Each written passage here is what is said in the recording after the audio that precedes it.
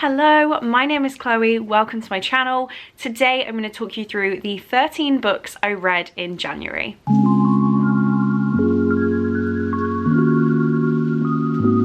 So, January, first month of the new reading year, and my aim for 200 books a year is a little bit behind schedule.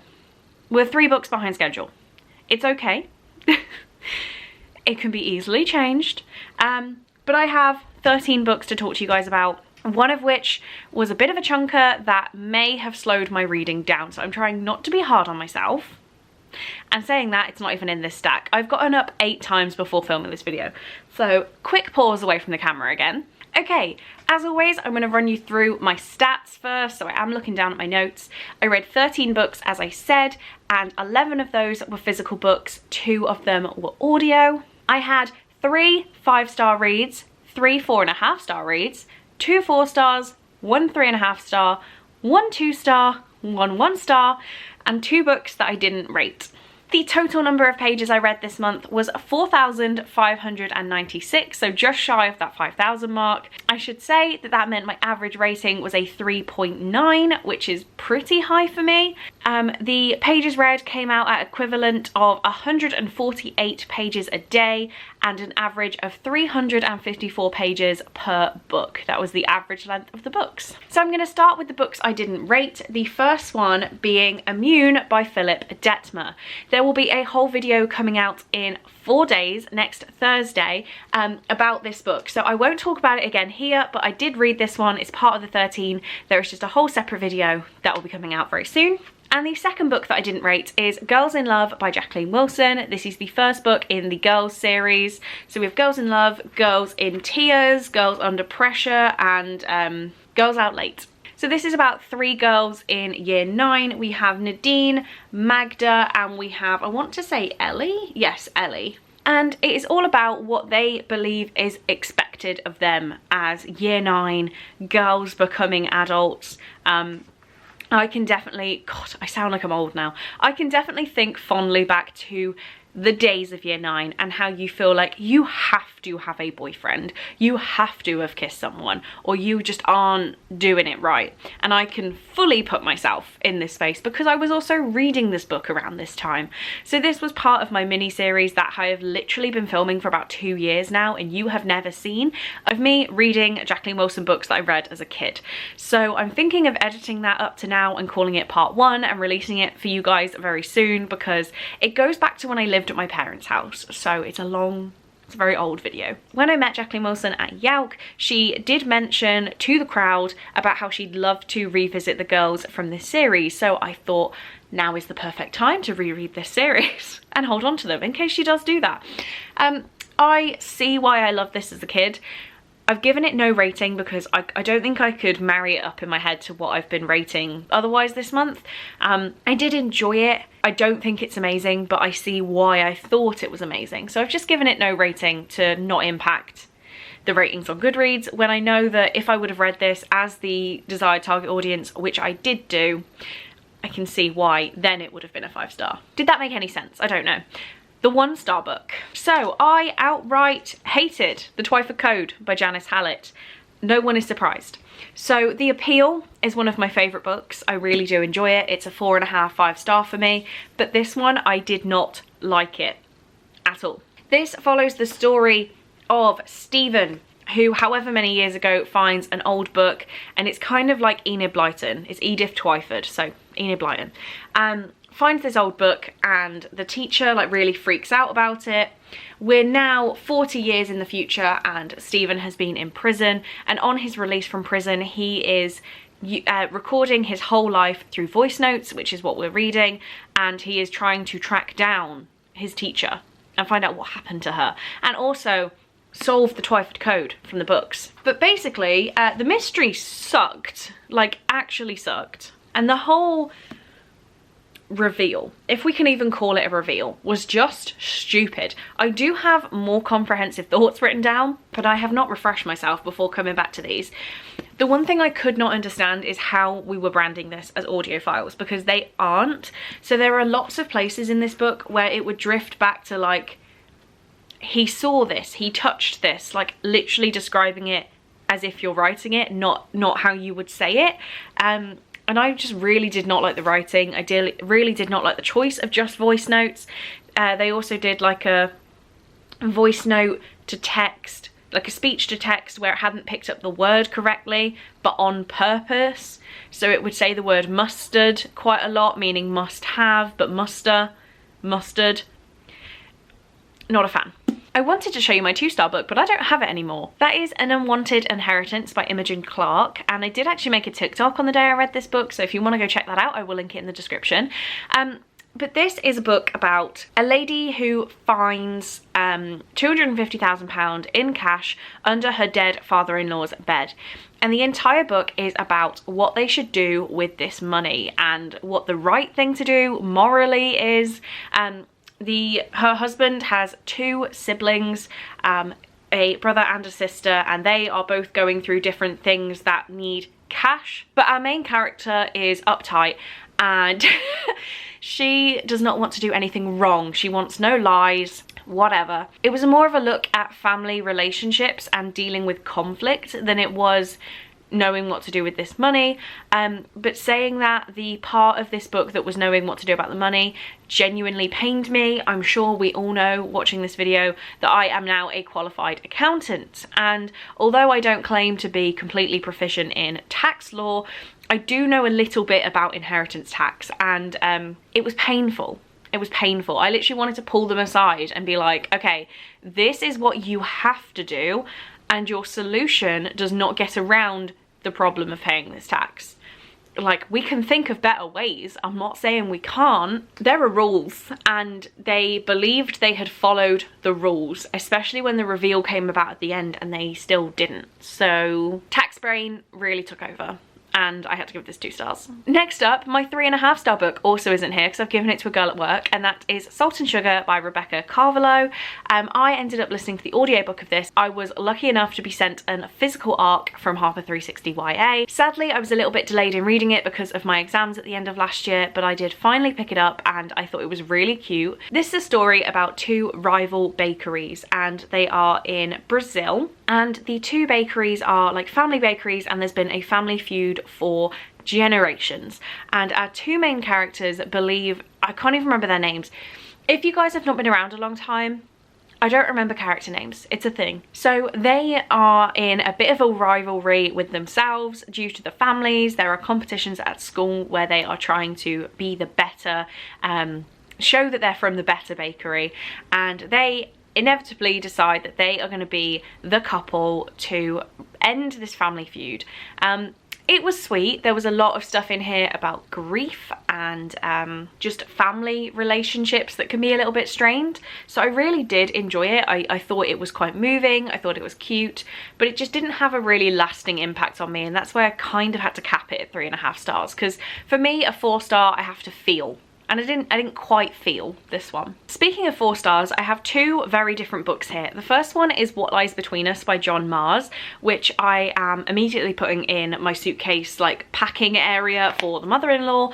So I read this for Chloe's Crime Scene Corner, and I have to say that I wasn't a big fan of the story, and that is because I guessed everything. This is an incredibly dark book, incredibly dark, but I don't know whether it's the amount of true crime I've listened to. My favourite podcast, Small Town Murder, I kid you not, everything that happened in this book, I'm sure it's happened in one of those episodes. It was completely crazy, and that podcast series is crazy. So I just kind of guessed everything, down to fathers of pregnancies, reasons for murder. It was all guessed. But I really appreciate what John Mars tried to do here, and I see why some of these tales could be so shocking that it was like, oh my god, 5 stars, throw it across the room. But I just kind of guessed it all. So I wanted to give it 5 stars because I think it's really good, and I think people will enjoy it if they want that little hint of the dark crime. But I did kind of guess it all, so we stuck at 4 stars. Next up, one I wasn't expecting to love as much as I did is Neon Gods by Katie Robert. So I ended up listening to the audiobook of this one, but I do have the physical copy thanks to Victoria, and this will be sticking back on my shelves. This is a mythology-inspired smut. We are following Hades and Persephone. Persephone has been chosen to marry Zeus, and she doesn't want to do that. So she flees to the underworld. She crosses into Hades' territory, and they develop a bond, if you will. And really, this is just smut, but with some mythology drama thrown in there. And I was a big fan. The dogs, the puppies, I loved the puppies. It was smutty, yes, like filthy at times, but not as filthy as some of Casey Roberts' books have been. So I really appreciate that, because I felt like in Court of the Vampire Queen, she went completely overboard, but this was quite a nicely managed level of pure smut. So 4 stars, I did enjoy it. Never mind, it turns out I put the wrong, all of my stats have been wrong, because this is a 4-star, not a 4.5. Anyway, it's fine. Moving on from here, the third 4-star book I read was Words in Deep Blue by Kath Crowley. I only finished this the other day, and to be honest, it's already a tiny bit forgettable, and I hate that. So I'm glad that I'm saying this is 4 stars, not 4.5. This is about Rachel and Henry, who used to be best friends, and then I think it's very similar to another book I've just finished that will be coming in my February wrap up, so that's why I'm getting a bit confused. So they used to be best friends, and then Rachel kind of admits her feelings for Henry, and he doesn't respond. So when she then leaves town with her mom and her brother, she moves away, and while she's away, her brother tragically dies. So on an attempt to kind of continue to live her life, she moves back to her hometown with to move in with her auntie, and she ends up coming back into contact with Henry. Henry's family owns a bookshop, and there is an area of the bookshop called, it's like something letters. How could I not remember this? Where people leave notes and letters and comments inside books that are open to everyone, and people are exchanging notes through this whole book to each other, and I think that was a really, really cool plot point.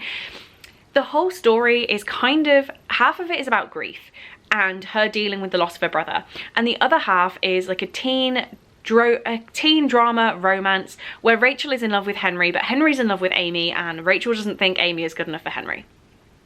4 stars though, I did enjoy it. I would recommend this one. I'm gonna hang on to it, am I?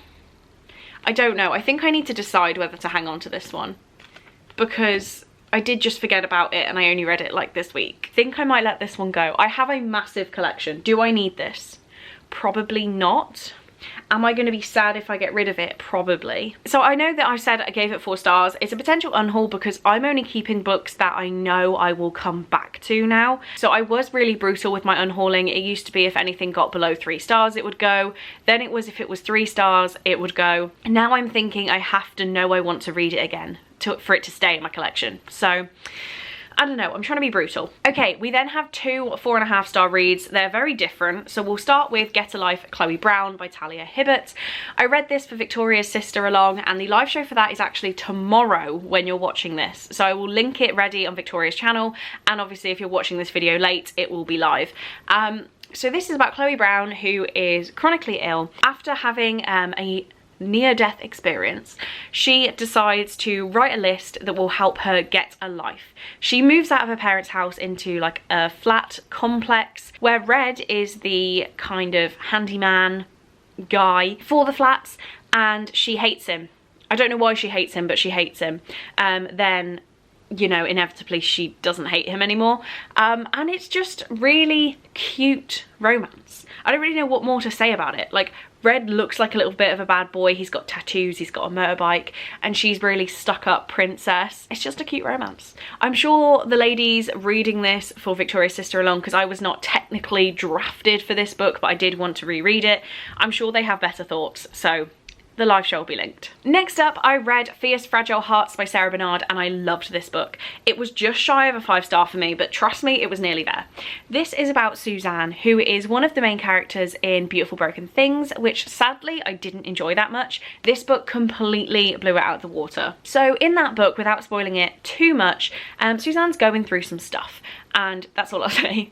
In this book, she comes back to Brighton and she is kind of discovering how to live by herself without lots of support, without trained counselors available to her at all times, and she's just kind of learning how to live with a little job in a cafe, and she makes friends with the cutest old lady who lets her use her washing machine. So it is just very adorable but also very moving at the same time. She's kind of discovering where before she had issues with intimacy with guys, and now she's kind of like, I don't want a relationship, but I kind of like this guy, what do I do? There are also songs at the top of every chapter, and I use these to make a playlist which is over on my Spotify because it's the best reading playlist I have. I don't really know what else to say about this, which sucks because I really loved it. It's also got text message talking, which I love in Sarah Bernard's books. Really, the writing was beautiful. There was one point in this book where I genuinely had like a choked sob, and I hate that for myself, but I did. I could not control it on this one plot point I knew was going to happen. The little old lady and her dog are my favourite characters, and I just really liked her journey in this book. So I guess that's all I'm saying. I've also been talking for 20 minutes, so that's definitely enough. Okay, and the 5 stars. There were 3, and they're very different, very different. So the first one that I knew was going to happen because it was a reread is Ninth House by Leigh Bardugo. I reread this before meeting Leigh Bardugo at the author event in Birmingham, and this is one of my favourite books of all time, and I still stand by it, and now I'm lucky enough to have it signed.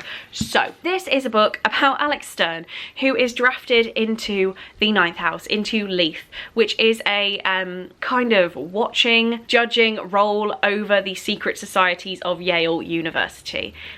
There is a lot of strange magic in this. A lot of things I didn't really understand until I listened to Leigh talk at the event, and I was like, oh, this makes so much more sense. I see where this inspiration came from. I see why this makes sense here. Leigh Bardugo was also in one of the secret societies. Obviously, they're not quite what they seem, or are they? But she was in one, so that made it even more exciting to hear her talk about it. There are a lot of, if you can see the tabs, there are a lot of blue tabs, and blue in this tabbing system meant sad. I read this a long time ago when I had a book club, which, you know, reasons.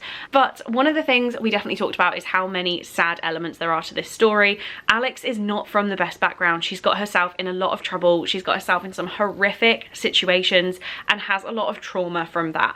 And her going through the weird and wacky events of this book with her background and coming out the other side is like the best thing. We also have Darlington, who is my favourite, and something happens to Darlington near the beginning of this book. It's told in a warped timeline. We go backwards and forwards and backwards and forwards, with the middle at the front, lots of backwards and forwards in the middle, and then ending on where we're going to start in Hellbent, the sequel, if that makes any sense. Very weird. I'm a big fan. Next up, speaking of weird, we have The Female of the Species by Mindy McGuinness. I love Mindy McGuinness's books. They are always weird, and I love weird. This is about Alex, whose sister was brutally murdered, and she decides to get her revenge by brutally murdering the brutal murderer. And it kind of sounds like a joke at the start, but you learn throughout the book that this was not a joke, and Alex has some very big murderous tendencies. So really, the whole book gets 5 stars from me because it is teen drama. We're talking new friendships, first relationships, first kiss, mapped alongside I would like to kill somebody, and mind blown, had a great time with this one. She's volunteering at an animal shelter, and PK, who is the preacher's kid, is also there. She makes really good friends with her, and there is Jack, the star athlete, who's never paid her any attention because she's a bit weird, but we know what's happening there. It's very dark, don't go into this lightly. There's a lot of violence and aggression and talks of murder. So it's 100% my cup of tea. My camera literally just cut me off because I've been talking for so long, but my favourite book of this month, easily, was Defy the Night by Brigid Kemmerer. I respect Brigid Kemmerer so much because I have loved every single one of her books, and they are all so different. This is one of the YA fantasies, and I'm also a massive fan of her YA contemporaries. They're all down here, so you can't actually see them, but I went and got them signed at Yowk. I love the Cursebreaker series, which is A Curse So Dark and Lonely, and this is a brand new fantasy world for her. This is about King Harriston and Prince Corrick, who run a kingdom, rule a kingdom, where there is an illness, and nobody really knows what's going on with this illness, but it seems to be cured by taking this herb thing. And this herb thing is there's a big supply issue with this, and if you are rich you can buy it, if you are poor you kind of can't, and you just have to risk dying. So our main characters, Tessa and Wes, decide to take it upon themselves to steal this herb thing and give it to the poor, like a whole Robin Hood situation. But the penalties for stealing this and going against the rulers and treason are very, very high. We're talking public execution level high. So Tessa is risking everything to help out the poor people, and she is loved across the little village area thing. It's hard to explain. There is a map. The map never helps me, but the map really helped me with this book. I absolutely love this. I was feeling things for the characters less than 50 pages in. I rooted for them, I hated them, like I felt things. And Bridget Kemmerer is amazing at that. So this book was definitely my favourite this month. I need to read Defend the Dawn, which is the second one, but I'm not in a desperate need because I just filmed my 35 book haul for January. And I hauled 6 more books yesterday. So I'm not in a massive rush to get to the sequel. I have a lot of books ready to read, but I do need to read it pretty soon. Okay, editing me just hopping in. We know it's editing me because the Uddy is back on. I was having a bit of a think and I wasn't sure whether to put this clip in my haul or my wrap up, but I think it makes more sense in my wrap up. You haven't seen my haul yet, but if you watch all of my videos, you've seen my vlogs, so you know I've hauled a lot of books this month. So it seems fair to do my balancing the book segment that I have nicely stolen or borrowed from Emma from Drinking by My Shelf. So what I was doing was giving you a TBR number at the start of the month, taking off the books I've read, adding on the books I've hauled, etc, etc. So at the 1st of January 2023, I had 401 books on my TBR. That sounds bad enough, doesn't it? Okay, I read 10. So even though I read 13 books, I read 10 that were on my physical TBR. I then hauled 34 books to add to my physical TBR. One book I hauled, I'd already read, but I hauled 34 books for my TBR. And then at the end of the month, I was currently reading one book, which was Emmy and Oliver by Robin Benway. So that gets knocked off, giving me 424 books at the end of the month. So this month we did go up, but it was my birthday. So I'm thinking the aim for February, yes, we're starting at 424. No, I don't think we can get all the way back down to 401, but I feel like we're gonna come down from 424. What do we think? Anyway, back to the rest of this wrap-up video. And there we have it, guys. Those are the 13 books I read this month. Please do let me know if you have any strong opinions on any of these. Do you love me for what I've just said? Do you hate me for what I've just said? Let me know down in the comments. But on that note, I still have a lot more filming today, so thank you very much for watching. I really do hope you enjoyed, and I will see you in my next video. Bye.